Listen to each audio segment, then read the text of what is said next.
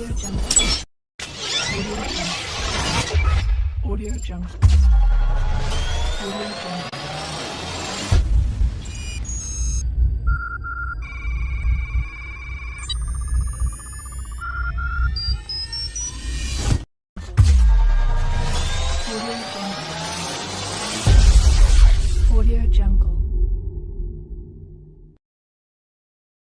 Assalamualaikum warahmatullahi wabarakatuh. Nama saya Dewi Anggisawati dengan NIM 22030010022. Saya berasal dari jurusan Pendidikan Bahasa dan Sastra Indonesia. Gagap adalah gangguan bicara yang membuat pengucapan kata atau suku kata penderitanya jadi terbata-bata, berulang, atau tertahan. Meski dapat terjadi pada siapa saja, gagap lebih sering diderita oleh anak-anak usia di bawah 6 tahun. Pada anak-anak gagap merupakan hal yang normal karena kemampuan bahasanya yang masih berkembang. Umumnya, gagap pada anak-anak akan hilang seiring usia dan kosakatanya yang bertambah.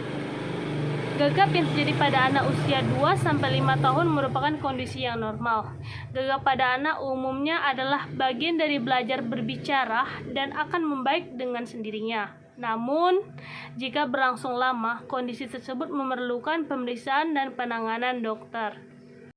Sebagai orang tua, jika Anda menyadari ada hal yang berbeda pada anak Anda, segeralah pergi ke dokter. Seperti gagap berlangsung lebih dari 6 bulan dan bertahan hingga 5 tahun. Gagap terjadi bersamaan dengan gangguan bicara yang lain seperti terlambat berbicara. Gagap disertai dengan tegang otot atau anak terlihat sulit untuk berbicara. Anak sulit untuk berkomunikasi atau berinteraksi dengan orang lain di sekolah atau di lingkungan tempat tinggal. Anak mengalami gangguan emosional atau kecemasan seperti takut atau menghindari situasi yang mengharuskannya berbicara. Anak mengalami kesulitan untuk mengucapkan suatu kata. Penyebab gagap ada beberapa faktor yang diduga dapat membuat seorang menjadi gagap, antara lain adalah pertumbuhan atau perkembangan anak. Gagap ini terjadi jika kemampuan berbahasa dan berbicara seorang anak masih belum berkembang sempurna atau sedikit terlambat. Akibatnya, ia tidak bisa mengutarakan isi pikirannya dengan lancar. Gagap ini biasanya berlangsung pada anak usia 2 dan 5 tahun. Gangguan pada saraf gagap bisa terjadi akibat gangguan pada bagian otak yang terlibat dalam kemampuan berbicara atau berbahasa. Pada anak-anak, kondisi ini dapat disebabkan oleh cedera kepala. Sementara itu, pada orang dewasa, kondisi ini juga bisa disebabkan oleh penyakit pada otak, seperti stroke atau Alzheimer, trauma emosional atau psikogenik. Meski jarang terjadi, gagap juga dapat terkait dengan trauma emosional. Kondisi ini biasanya terjadi pada orang dewasa yang mengalami stres berat atau penyakit kejiwaan. Solusinya ialah dengan melakukan 1. Terapi wicara bertujuan untuk mengurangi gangguan dalam berbicara dan meningkatkan percaya diri pasien. Terapi wicara berfokus untuk mengendalikan gejala gagap saat berbicara. Saat terapi wicara, pasien akan diberikan arahan untuk meminimalkan munculnya gagap dengan berbicara lebih perlahan, mengatur pernapasan saat berbicara, dan memahami kapan gagap akan muncul. Terapi ini juga dapat melatih pasien untuk mengelola kegelisahan yang sering muncul ketika akan berkomunikasi. 2. Penggunaan peralatan elektronik. Pasien dapat menggunakan peralatan khusus yang bisa membantu meningkatkan kefasihan berbicara. Salah satu alat yang sering digunakan untuk mengendalikan gejala gagap adalah DAF atau umpan balik pendengaran tertunda. Alat ini merekam ucapan pasien dan langsung memperdengarkannya ke pasien dalam kecepatan yang lebih lambat. Dengan mendengar rekaman dari alat ini, pasien akan terbantu untuk berbicara secara lebih lambat dan jelas. 3. Terapi perilaku kognitif bertujuan untuk membantu mengubah pola pikir yang dapat memperburuk kondisi gagap. Selain itu, metode ini juga dapat membantu pasien mengelola stres, cemas, depresi, dan rasa tidak percaya diri yang mungkin menyertai gagap. 4. Keterlibatan orang lain sangat berpengaruh proses pengendalian gagap. Memahami cara komunikasi yang baik dengan penderita gagap bisa membantu memperbaiki kondisinya. Beberapa hal yang dapat dilakukan untuk komunikasi dengan efektif dengan penderita gagap adalah 1. Mendengarkan apa yang penderita sampaikan. 2. Melakukan kontak mata dengan penderita selagi berbicara. 3. Menghindari melengkapi kata yang ingin disampaikan penderita. Biarkan penderita menyelesaikan perkataannya. 4. Pilih tempat bicara yang tenang dan nyaman. Bila perlu, atur momen ketika penderita sedang tertarik untuk menceritakan sesuatu. 5. Hindari bereaksi negatif ketika gagap kambuh.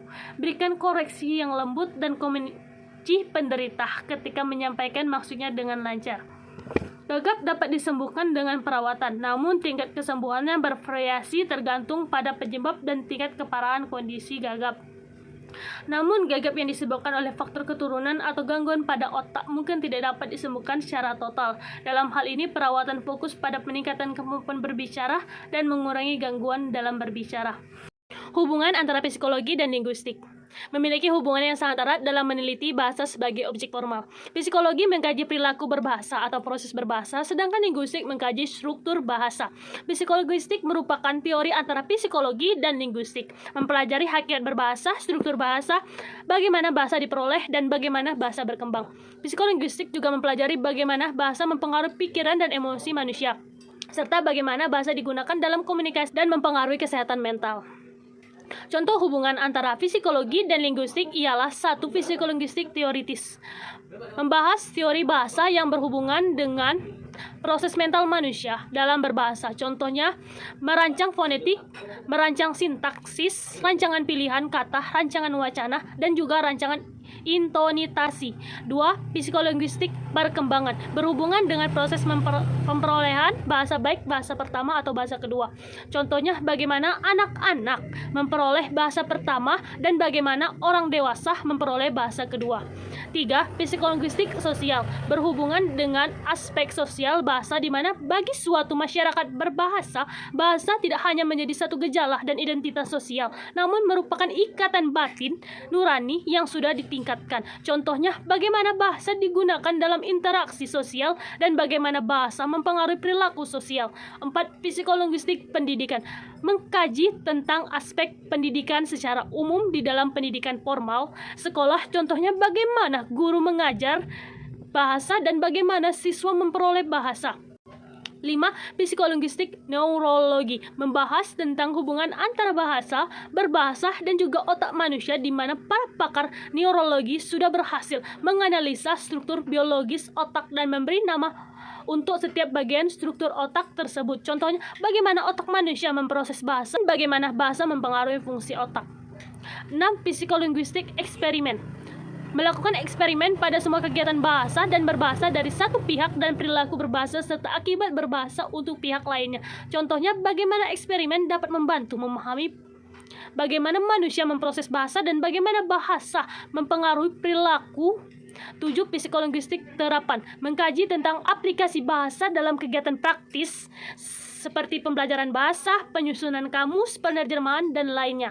Contohnya, bagaimana psikolinguistik dapat membantu dalam pengajaran bahasa dan bagaimana bahasa digunakan dalam berbagai kegiatan.